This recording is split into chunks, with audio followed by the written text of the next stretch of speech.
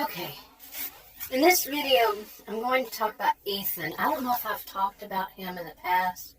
We're talking back like in 2020 or 2021, probably.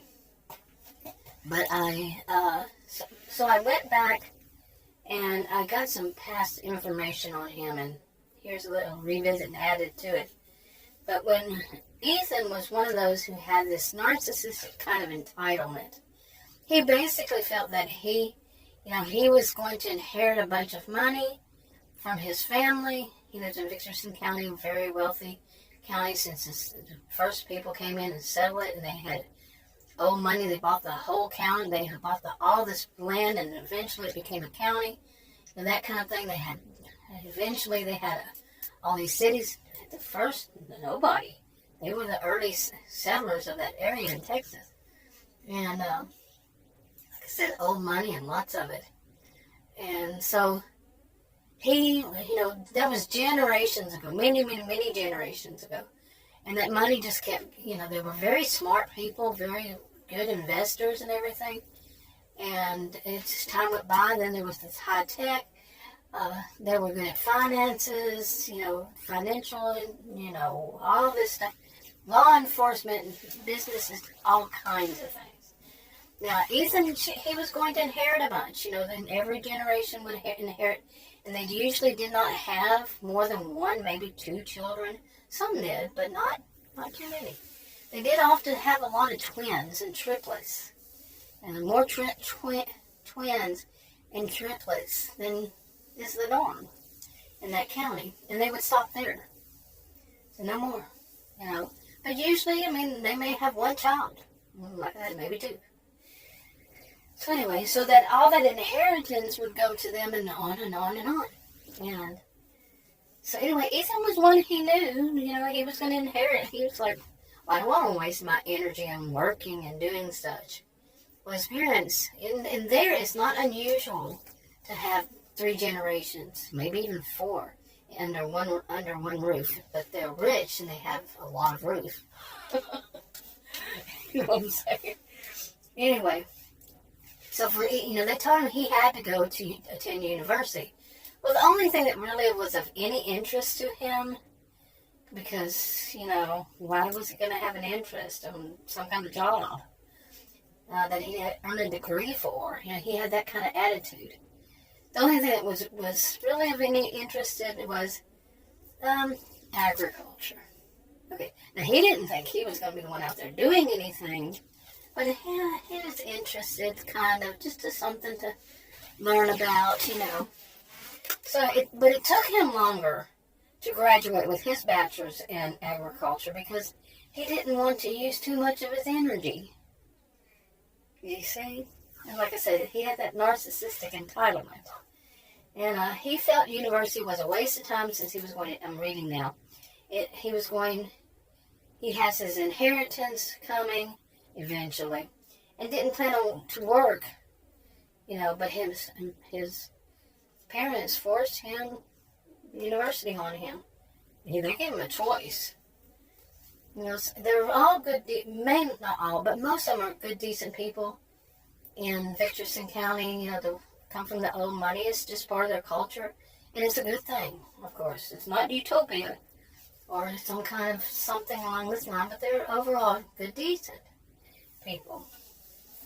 But they also don't just hand everything to their children and say, oh, you can be a slacker, you can be slacker, just sitting around doing nothing. No, they make them, you're not getting any money.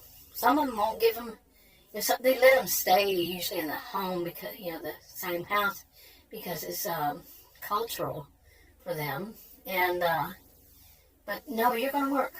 You're going to work, and whenever you have your own family, boot, you're out.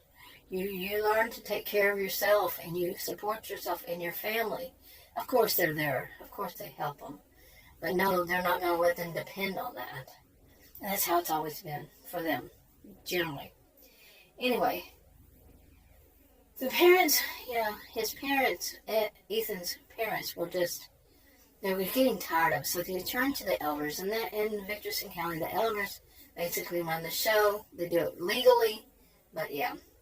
and everybody's cool because it's part of their culture. Parent, they turn to the XYZ elders for guidance. When he finished university and he still had such a bad attitude, but he moved back home after he got out, and he refused to work for a job. Total slacker.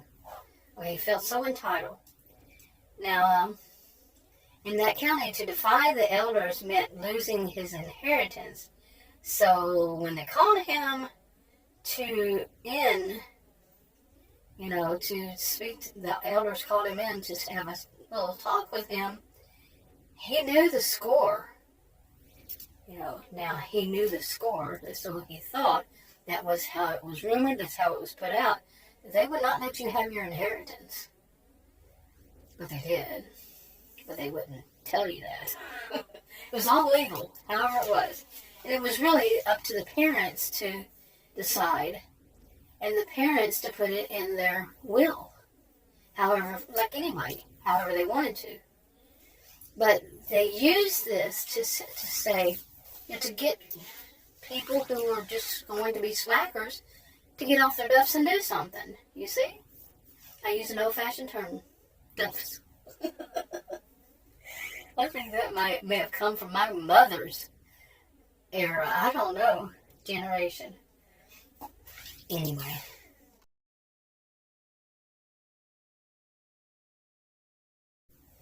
So, what they decided, the elders, was that they chose for him to live in a cabin and work for it's called 456 Ranch. Now, this is a ranch. Let me see. Let me read this rest here. Back in the day, children did a 2 weeks of ranch education every summer. They just knew that they would. Like I said, part of their culture, part of their traditions, part of their, all these things, and then some. And one thing that was what he had an interest in. They do different things, like in the summer, or not the usual, like summer camp or whatever, but they give them some education on how to do things, and that was one of his. And so they chose for him to live in a cabin on a ranch and do work. He actually had to work. But another thing was that these ranches out there in that area, it was called Hippie Town. Okay, you can imagine why it was called a hippie town. It's way county corner in the county from the Outlaws, and these were the only two places that were different at the time. They did develop another one, and that was kind of like that would make a right angle, you could say. I know the terminology I'm using, but where it was located. And it was different. It was technology. But anyway, this hippie town had a bunch of, several farms, and at least 3 of them were used as resorts, but they were also used for, eventually, for therapy.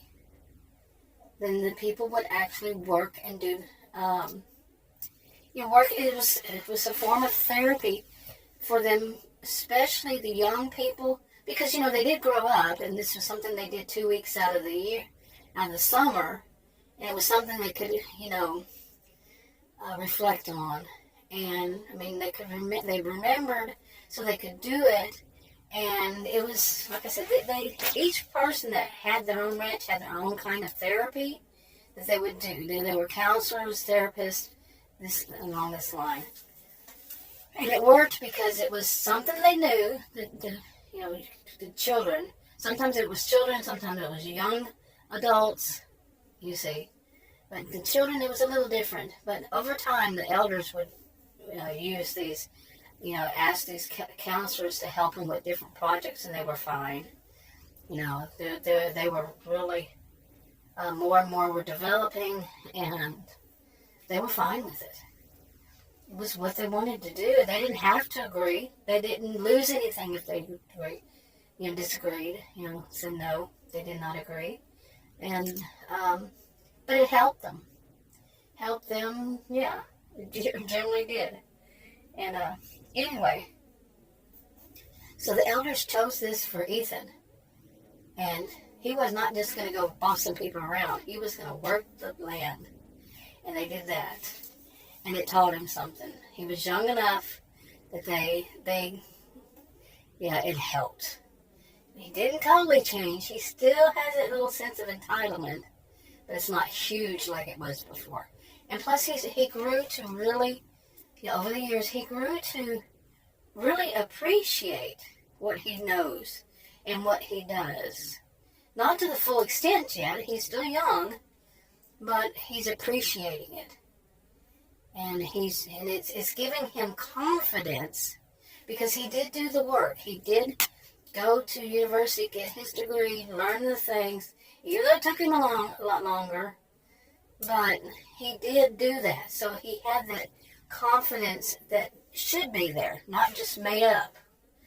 He has the confidence because he did the work needed. Now he's doing the actual work. And they're not letting him yet be in management, but he's appreciating it. Anyway, but then, oh no, when the elders told him he has to go, or he's going to lose, they didn't tell him, they didn't say the words, they didn't say you're going to lose your inheritance, but it's been rumored. So he was angry. He was very, very angry, and he decided he would never speak to his parents again. He was young. And he even said that once he gets out of this and he's going to go, saves enough money, he's to move to the big city. That's what they call it, big city. And he would, once he saved enough money, he would live by himself. He'd never speak to them. But the elders had other plans. Like I said, they do everything legally, but they had other plans. Anyway, will it work is the question. Well, you see, years later, he's still out there, and he's still working, and he's still learning, and he's still appreciating. He's appreciating not just what he knows, but he's appreciating why he liked it and what it is about him, helping other people. Other people who to gain interest in it. He's still young, but he's on the right track. And that's what he needed, was something to get him on the right track. You see? Now, he's not perfect. He's still, like I said, he's still a little narcissistic. But he's much better now. Anyway, enough on this for now.